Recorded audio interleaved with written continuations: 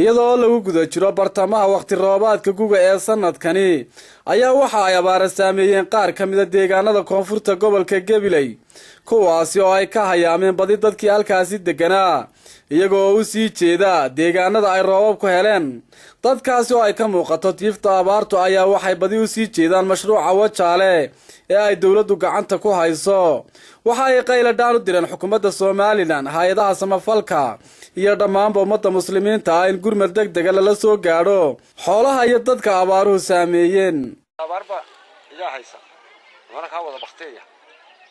marka midda bisana wada arag wadarkaas sidoo weeyay waxa imka galbeed baan wada walka dee waxa haboon dawladda gurmad balaaran noo fiiso ninkii kari waayo dee wax ku guurana waayay mooyaan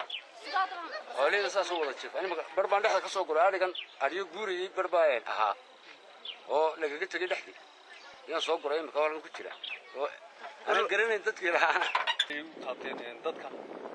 markii ay rooblaanta halkan ka dhacday inta badan waxa uu helay dhinaca galbeed inaga xigtay iyo ilaa mashruuca dawladda marka imka dadkii way isku guurguureen inta xagana ku maqan yihiin iyo niba qaraabo iyo nin iib helay iyo niba wax helaba iyada lafteedu waa ku sii dabayay marka laakiin anaad kula yaabnay waxa weey mashruuci dawladda ayaa muddo loo qabtay kaga guura dadkii abaaraysnaa ahayd inay dawladdu wax tarto ay gurmad u samayso oo ay caawisay meel kale xataa u rarto ayaabay tiri ka guura mashruuci dawladda ka sheegayna abaaraha nagu dhacay abaar alla uu keenaa wayna jirtaa wax qabada oo haba yaraatee xukuumaddaasi boqol baaq baan u dirnay wax alla wax ka qabtay iyo wax inay dadka hayso oonu ognahay maba jirtaba haddii maanta ari iyo xoolo iyo dad baa la isku dhex daray oo dadku ku dhex sitaa meel u tagayna ma garanaysi sidaa darteed dawladaha waanu sheegno war dadkaasi wax lagu guro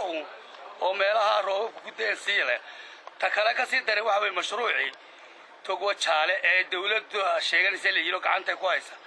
kii laftiisii baa dadkii laga raraya isagoo ay dawladdu leedahay oo leeyahay ka baxa